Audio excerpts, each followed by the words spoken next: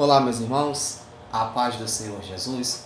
Eu sou o pastor Rogério Paduan, da Assembleia de Deus, Ministério Operação Resgate de Almas. E hoje vamos estar dando início à nossa aula inaugural. Na verdade, ela está sendo reprisada, que ela já foi presencial, mas devido ao Covid-19 que está aí circulando por questão de prevenção e cuidado, nós vamos estar aplicando a distância, né, na plataforma EAD, para que possamos estar instruindo e capacitando os nossos obreiros da Dimora e você também que vai estar assistindo este vídeo e assim deseja adquirir o conhecimento. E assim como eu tenho este jargão e digo que o conhecimento ele não ocupa espaço. E você também pode adquirir o conhecimento. Então vamos juntos, vem comigo. Nós vamos estar iniciando esta aula.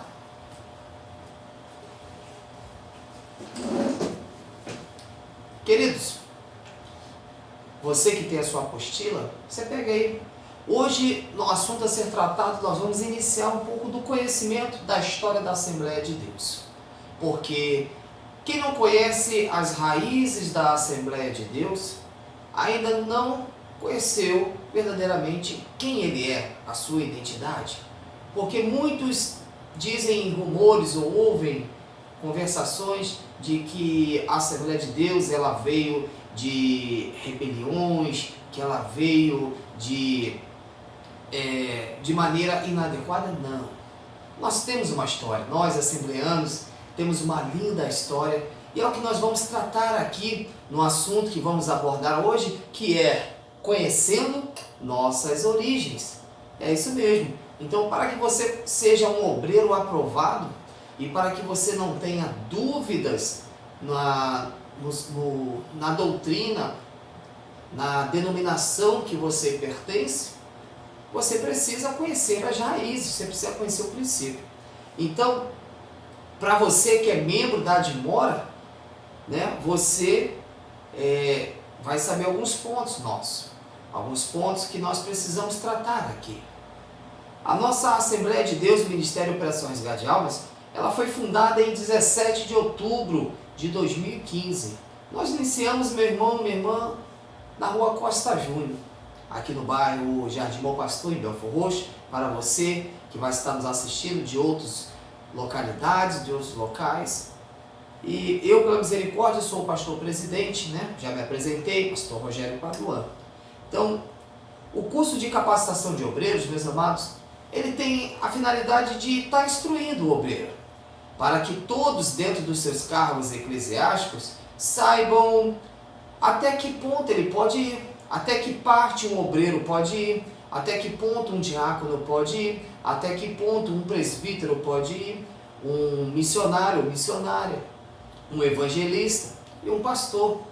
Então, meu amado, você precisa entender até onde eu posso avançar os meus trabalhos dentro de um ministério, dentro de uma igreja. Porque bem verdade é, queridos, que o novo convertido, como dizer na palavra do Senhor, o neófito, ele chega com muito gás, ele chega querendo fazer, né, um trabalho extraordinário. E é bom, é louvável. Mas se ele não tiver o conhecimento de até onde ele pode ir, ele vai estar interferindo no trabalho de outras pessoas. E sendo assim, interferindo no trabalho, ele vai acabar atrapalhando outro irmão ou desanimando o irmão por achar que está querendo tomar o espaço do irmão, quando na verdade ele só quer servir a Deus. E é por isso importantíssimo, querido, antes de você subir um degrau eclesiástico, é importante você adquirir o conhecimento. E é isso que nós vamos tratar aqui, para que você possa se tornar um obreiro aprovado. Amém? Então vamos lá, vamos dar início a esta aula tão rica de conteúdo. Irmãos, 2 Timóteo 2,15 vai dizer: para que o obreiro seja aprovado para toda boa obra. 2 Timóteo 2,15. Para que o obreiro seja aprovado para toda boa obra. Será que você está preparado para ser aprovado para toda boa obra? Às vezes nem todas as obras que vai vir em tuas mãos você vai se destacar, porque muitas das vezes você quer pegar tudo para ti e não quer repartir a obra com o teu irmão, achando que vai dar conta de tudo. E às vezes não é por aí. Então nós temos que saber, se o seu pastor ele lhe deu uma função, então esta função ela precisa ser cuidada. Você não pode tentar interferir no trabalho do outro irmão para poder fazer se você não consegue nem fazer o teu por completo. Então é importante, se o teu pastor ele te deu uma função na obra do Senhor, a faça com zelo, com amor, com alegria e vai dar tudo certo. Então você que está com a sua apostila aí, acompanha comigo, né? Nós temos um sumário, né? Nesse sumário aqui ele diz que nós vamos estar com um prefácio. Vamos estar colocando prefácio, o objetivo do curso, vamos estar falando sobre o objetivo do curso de capacitação, né? Aqui eu pedi à esposa para botar formação de obreiros, mas a mesma coisa, capacitação, é um curso que vai te capacitar, que vai te formar, que vai te instruir. E um obreiro formado, capacitado e instruído é um obreiro aprovado. Né? Nós vamos conhecer, né, conforme eu falei, as histórias da Assembleia de Deus, conteúdo muito rico. Né? Nós vamos falar sobre o obreiro e a sua conduta. É muito importante a conduta de um obreiro dentro da casa de Deus. É muito importante que um obreiro ele esteja manejando bem os trabalhos que lhe são delegados. E nós também vamos trabalhar, meus amados irmãos, sobre o ministério do diácono ou diaconisa. Nós vamos trabalhar o diaconato. A função de diácono ela é muito importante na obra do Senhor, assim como a de obreiro, assim como a de cooperador, auxiliar de trabalho, toda ela tem o seu devido valor. A questão é você saber respeitar a função de cada um. Perdão. O ministério do presbítero, o ministério do evangelista, o ministério do pastor. Nós vamos falar também, além desses ministérios, sobre ética ministerial. Nós vamos falar também sobre o culto e a sua direção, como direcionar o culto, né? A arte de pregar, tudo isso vai ser colocado para você, querido. Então, o ministro e a escola bíblica dominical, a EBD, que é muito importante para nós, e vamos estar fazendo uma conclusão. Então, este é todo o percurso deste curso que nós vamos estar iniciando por parte. Então, a cada dia, a cada momento propício, nós vamos estar gravando mais vídeos e vamos estar aí avançando, instruindo. Então, nós vamos estar avançando hoje, conhecendo as origens da nossa amada Assembleia de Deus. Então, vamos a um prefácio, né? Meu amado irmão, minha amada irmã, você foi escolhido para o chamado ministerial? Meus parabéns! Se o teu pastor te escolheu, se a tua pastora te escolheu, seja quem te escolheu para estar lá, para estar direcionando, para estar dirigindo, para estar sendo separado a instrução, meus parabéns! Isso é sinal que você tem feito algo que está agradando não só o homem, mas também agradando a Deus. Espero que aprenda a usar todos os ensinamentos aqui colocados da melhor forma possível. Este não é um curso de cunho teológico, não é um curso integrado da teologia, não. Ele é um curso prático, né? Mas é um curso teológico, é muito mais demorado. E também é importante, mas o curso prático é muito mais rápido e eficaz no imediato da igreja. Estaremos utilizando a passagem de 1 Timóteo, capítulo 3, verso 1, onde vai dizer: esta é uma palavra fiel. Se alguém deseja o episcopado, excelente obra a deseja. Então, se você deseja esse episcopado, excelente obra tu deseja, meu amado, minha amada. Mas a questão é que devemos fazer tudo com amor e com zelo. Como base para o nosso curso, sugiro uma leitura detalhada e cuidadosa a fim de se verificar a preocupação de Paulo ao instruir o jovem obreiro chamado Timóteo. Então, ao você ler essa apostila que você recebeu, você obreiro da Edmora, você que está nesse curso de capacitação, você recebeu aí a sua apostila, né? Nós criamos um grupo no WhatsApp e assim você recebeu a sua apostila em PDF para que você possa ter a liberdade ou de imprimir ou de manter no seu dispositivo móvel, ou transportar para o seu tablet, ou transportar para o seu notebook, ou o seu computador local de sua residência, conforme assim lhe apraz. Mas, todavia, portanto, minha palavra de agradecimento a Deus, a todos, esperando com sinceridade que vocês tenham um ótimo aproveitamento e que o Espírito Santo de Deus a todos ilumine para que possa ser bons ministros de Jesus Cristo, criados com a palavra da fé e da boa doutrina, conforme a palavra de Deus escreve em Timóteo 4:6. E o que diz em Timóteo 4:6, pastor Rogério? Nós vamos estar lendo agora, Timóteo 4:6. Timóteo 4:6 vai dizer: propondo estas coisas aos irmãos, serás bom ministro de Jesus Cristo, criado com as palavras da fé e da boa doutrina que tens seguido. Timóteo, 1 Timóteo, capítulo 4, verso 6. Eu vou repetir. Propondo estas coisas aos irmãos, serás bom ministro, olha aí, serás bom ministro de Jesus Cristo, criado com as palavras da fé e da boa doutrina que tens seguido. Então, meu amado irmão, minha amada irmã, servir a Cristo não tem mistério. Você tem desafios? Tem. Tem alguns níveis de dificuldades? Tem. Tem provas? Tem também. Mas, todavia, se você souber por onde pisar, você vai pisar com firmeza. Você não vai pisar em falso, porque todo aquele que acha que o achismo é terrível. Todo aquele que vai achar que é isso, acha que aquilo, não tem a certeza do que está fazendo, então se torna uma ferramenta frágil num ambiente de trabalho forte em massa. Então, querido, o primeiro ponto que esse pastor vos instrui é que você possa ser uma ferramenta forte, uma ferramenta que tenha decisões, que não seja um Maria vai com as outras, porque um falou, você vai também. Não, você tem a tua opinião, se você tem a tua opinião, você vai com ela, você tem a certeza de que é certo, de que é a verdade, você tem o teu direito, tem a tua opinião, e você vai até a fim, assim como eu tenho a minha, como outros pastores têm a deles.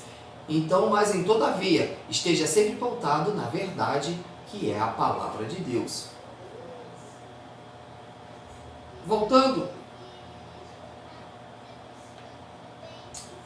Voltando aqui, na página 3, objetivos.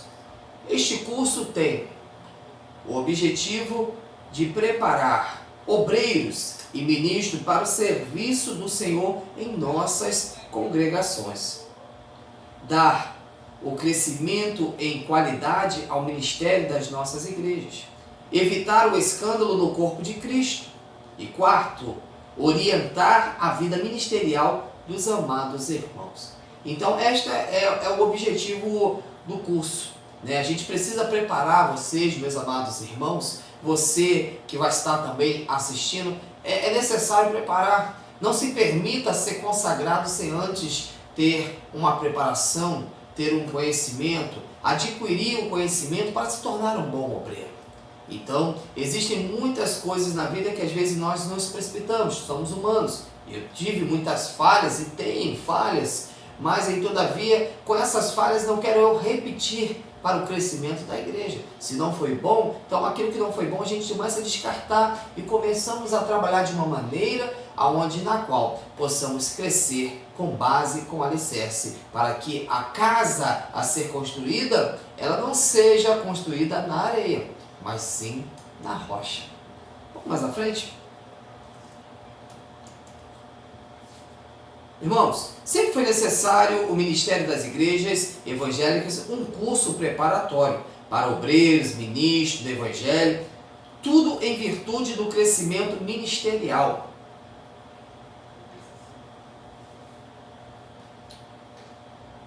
Que tem ocorrido nas igrejas e da crescente onda de mundanismo que tenta invadir as congregações em nosso país e ao redor do mundo. Deixa eu chamar a atenção até aqui. Ó, veja isso que está colocado. A onda de mundanismo que tenta invadir as congregações em nosso país e ao redor do mundo. Pastor, o que é esse mundanismo? É as pessoas querem trazer as coisas que estão no mundo, que atrai a juventude no mundo, para dentro da igreja. E nós não queremos isso. Nós precisamos mostrar que quem tem que mudar é a pessoa. E muitas pessoas vêm com carrapichos lá de fora e quer trazer para dentro da igreja para adaptar-se às coisas da igreja a ela. Não, querido, você está errado. A igreja não tem que adaptar você, não. Você que tem que adaptar a igreja. Você que tem que ser transformado, ser moldado à doutrina daquela igreja, a seguir os usos e costumes daquela igreja. Não tente dar jeitinho naquilo que você vê que está errado. Não adianta. Com Deus não tem jeitinho brasileiro não, meus irmãos. Com Deus não tem jeitinho brasileiro para subir para os céus, não. Não adianta dar um jeitinho aqui ou tá ali para enganar. Você engana o homem, mas a Deus tu não engana.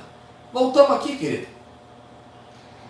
Como se vê, este trabalho não está voltado ao simples conhecimento teológico acerca das doutrinas cristãs, mas o objetivo central é preparar o obreiro no exercício das suas funções ministeriais. Este é o objetivo, irmão. Nós prepararmos o obreiro para poder estar atuando nas suas devidas funções ministeriais. Seja ela na portaria, seja ela na porta dos banheiros, seja ela nos corredores, fazendo na parte de intercessão, seja atendendo o altar, levando um copo d'água, uma jarra d'água. Então são tudo princípios. Quando você aprende do início, quando você começa a caminhar, aprende no início esses princípios, você começa a adquirir um hábito. Porque tudo na nossa vida é como um hábito. Outrora, vou falar de mim, eu, pastor Rogério, quando era a pessoa que estava no mundo, o meu vício era cocaína, era cerveja, era cigarro, era meio aquelas coisas mundânicas, né? Aquelas coisas do mundo. Mas, todavia, o hábito era constante ali. Quando eu troquei este hábito das drogas pela palavra de Deus para um tratamento, foi necessário eu me afastar um pouco. Me afastar das coisas que me faziam mal, para poder estar nas coisas que me fazem bem. Então, veja bem, meus irmãos, existe um princípio aí. Quando você começa a adquirir uma função ministerial, você de início, você vai até, eu não gosto. Eu não gosto de ficar na portaria, eu não gosto de anotar nome.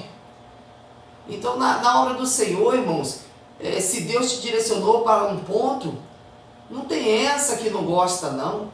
Não tem essa que, irmãos, vocês têm que entender uma coisa. Tem que entender de que se foi direcionado para uma função, faça. Por quê? Não é toda a vida que você vai ficar nessa função. Vai vir outro dia e vai suprir. Vai vir outro e vai passar. Então, você vai passando em degrau em degrau, em setor em setor, até você passar em todos os setores e assim adquirir um conhecimento geral da igreja. Por quê? Hoje você está na portaria, amanhã você está servindo água no altar, depois da manhã você está na intercessão no corredor da igreja, depois da manhã ainda você já vai estar tendo uma oportunidade de trazer uma devocional ou trazer uma palavra, e assim depois ainda você dirigir um culto e até você totalmente ter um percurso por toda a área da igreja. E assim, futuramente, você já vai estar preparado ou preparada para poder fazer um trabalho melhor.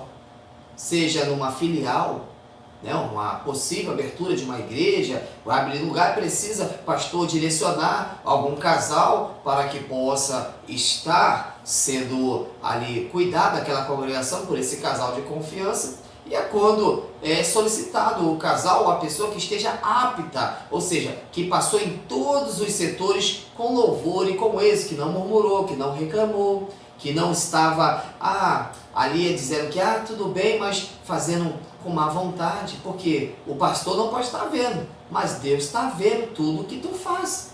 Então não pense que tu está fazendo para o pastor, não, tu está fazendo para Deus. Princípio de um bom obreiro é entender que o que ele está fazendo não é para o homem, mas sim para Deus. Anota essa aí, querido. Aleluia. Vamos mais à frente dar mais uma lida aqui nessas apostilas que tem um rico conhecimento, um rico conteúdo.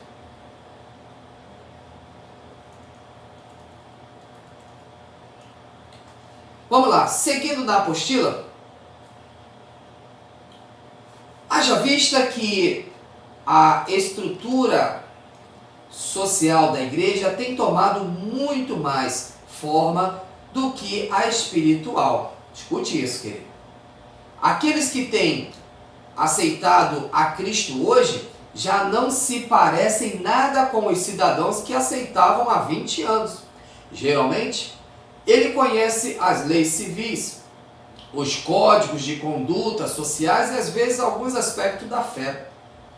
É comum atualmente ouvirmos termos como ética, respeito, educação, postura e etc., sendo exigido de nossos obreiros por parte dos membros da igreja. Olha só, essa é uma característica do tempo presente, ou seja, dos dias de hoje. Ao lado social, vai crescendo enquanto o espiritual vai ficando para segundo plano. Isso deve ser combatido. E só com obreiros preparados, isso será possível. Olha a colocação dessa apostila que é muito importante. Então, os obreiros de hoje, muitas das vezes eles são só levados como obreiros pela unção, pela chamada, mas é bom o conhecimento para que com o conhecimento eles possam fazer as coisas com certeza. Ou seja, voltando um pouquinho ao que eu falei, é pisar em solo firme e não pisar em ovos, né? Então, meus amados irmãos, nós temos que estar seguindo desta maneira. Conhecimento, lado a lado. A unção, conhecimento, unção, conhecimento, unção, conhecimento. Lado a lado. Desta maneira, você consegue avançar o campo e ser um bom obreiro. Portanto, nessas nossas palavras de agradecimento a Deus, a todos, esperando com sinceridade, meu amado, minha amada, que vocês tenham um ótimo aproveitamento neste curso.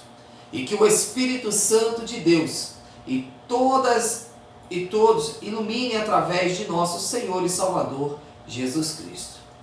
Então, meus irmãos, é o que desejamos para você que vai aprender, que vai estar tomando foco, uma aguinha.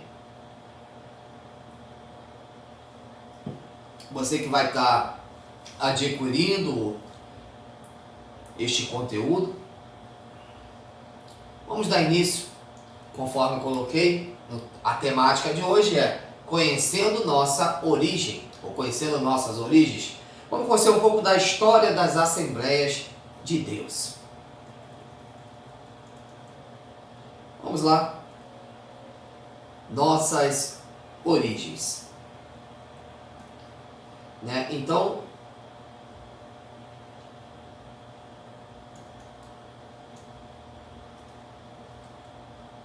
está acompanhando aí a página 4.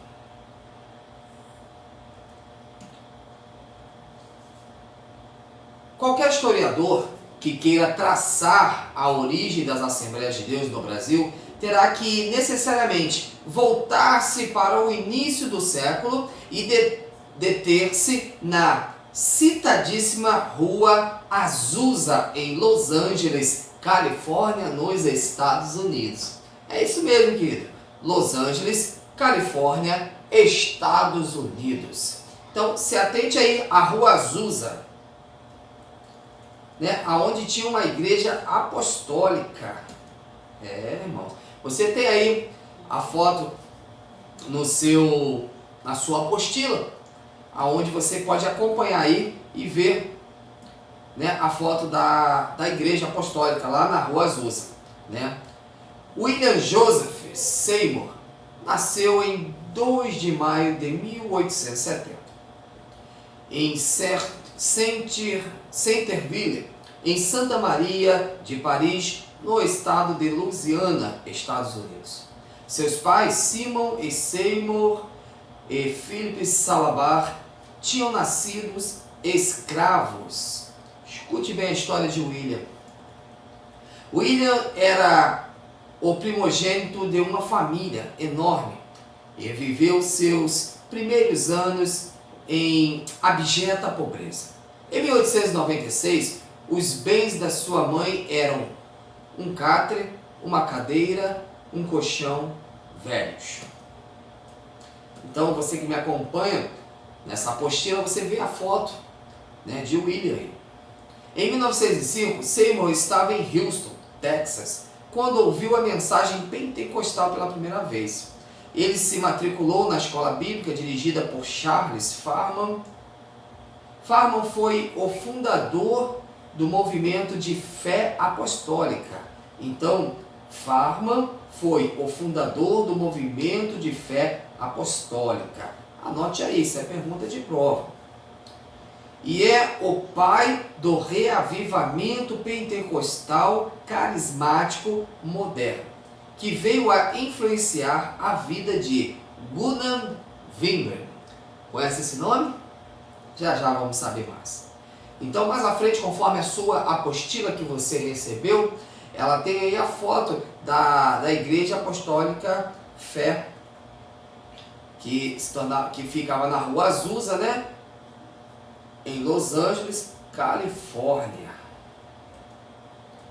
Então, quem foi Gunnar Wingren? Em novembro de 1909, numa conferência sobre despertamento espiritual, olha só, em Chicago, né, o pastor batista sueco Gunnar Wingren recebeu o batismo com o Espírito Santo. Olha aí que lindo. Gunnar Wingren e Daniel Berg se conheceram em 1909, na cidade de Chicago. Os dois receberam de Deus, naqueles dias, uma clara e direta chamada missionária. Veja bem, você está entendendo quem é Gunnar Wingren e Daniel Berg? Apareceram agora na história. Ou seja, eles eram suecos e foram para os Estados Unidos. Foram para um movimento, foram para uma conferência. Veja bem, Adolf profetizou para Gunnar Wingren e Daniel Berg que eles iriam para um lugar chamado Pará. Wingren descobriu no mapa, na biblioteca de sua cidade, que Pará era um estado do norte do Brasil. Vejam bem, através de um homem de Deus, né, esses jovens, né, que foram para uma conferência em Chicago, eles se conheceram lá. Gunnar Wingren e Daniel Berg se conheceram em 1909, na cidade de Chicago. Entendeu? Eles se conheceram lá. Então, o que ocorre? Os dois receberam de Deus, né, naqueles dias, uma clara e direta chamada missionária. Né? Então, Adolf profetizou sobre Gunnar Wingren e Daniel Berg, que eles iriam, né, através de um chamado, para um lugar chamado Pará. Né? E eles pesquisando, né, na biblioteca da sua cidade, descobriram que Pará ficava no Brasil, né? Ficava no norte do Brasil. Então, passado o seu tempo, né? Aí na sua apostila tem a foto aí de um navio, né? Provavelmente um navio da época que transportaram, decididos a atender ao chamado divino para a obra missionária no Brasil, embarcaram em Nova York no dia 5 de novembro de 1910, no navio Clemente. Então, em 1910, eles embarcaram no navio Clemente. Então, irmão, recapitulando para você entender, para você que ainda está meio confuso, eu vou te falar, né? Esse pastor batista sueco, Gunnar Wingren, ele estava numa conferência em 1909, em novembro de 1909, numa conferência sobre despertamento espiritual em Chicago. Então, o pastor batista sueco, Gunnar Wingren, recebeu o batismo com o Espírito Santo. E muitos falam que foi um pastor que se rebeliou, e não foi. Foi um pastor que foi em busca de mais intimidade com Deus, um pastor que foi em busca de um avivamento espiritual, foi um pastor que foi em busca de algo diferente para o seu ministério, para fazer a diferença. E chegando lá, veja, Adolf entregou uma profecia para ele. E assim também quando ele conheceu Daniel Berg, e os dois ali entenderam o seu chamado e vieram atender seu chamado no Brasil. Meus irmãos, o que eu venho entender nessa história linda é de que uma das coisas que eu observo muitos, nada contra nossos irmãos batistas, mas é que muitos, né, dos irmãos das igrejas batistas tradicionais, eles não acreditam no poder das línguas estranhas, né? Os respeito, claro, mas é uma coisa certa, é só quem tem intimidade sabe do que fala.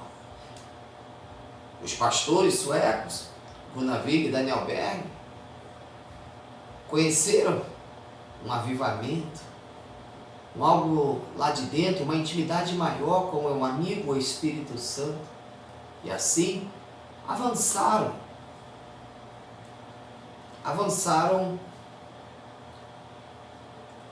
e acreditaram em sua chamada. Então, só um pequeno detalhe, mais à frente. Então, falamos do navio, vamos a outra foto após o navio, né, da página 7, onde vai dizer assim: após 14 dias de viagem, Gunnar Wingren e Daniel Berg desembarcaram no porto de Belém do Pará, em 19 de novembro de 1910. Então, em 19 de novembro de 1910, eles chegaram ao Pará, ao Brasil. Escute isso. Com a presença de 18 pessoas que saíram da Igreja Batista de Belém, mais os missionários Gunnar Wingren e Danilina Albuquerque, no dia 18 de julho de 1911.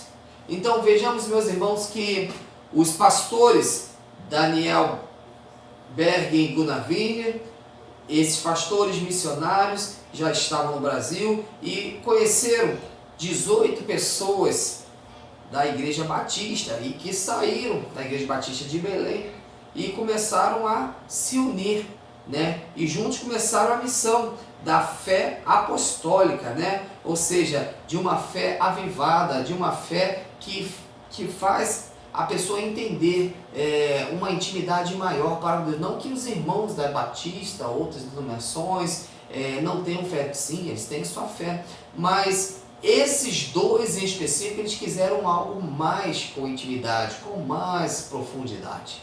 Eu creio também você que hoje é pentecostal, é um crente avivado, você gosta de sentir a presença, a intimidade, né? Mas Muitos hoje já não têm esse avivamento por conta que vivem as suas vidas rotineiras e monótonas, não procuram renovar, não procuram buscar com mais intimidade, não procuram ler a Bíblia com mais profundidade, ficam só naquele superficial, acreditam em tudo que passam, entendeu? Sem estar examinando as Sagradas Escrituras. É um erro grave, porque você vai estar engolindo qualquer coisa que vão estar lhe passando.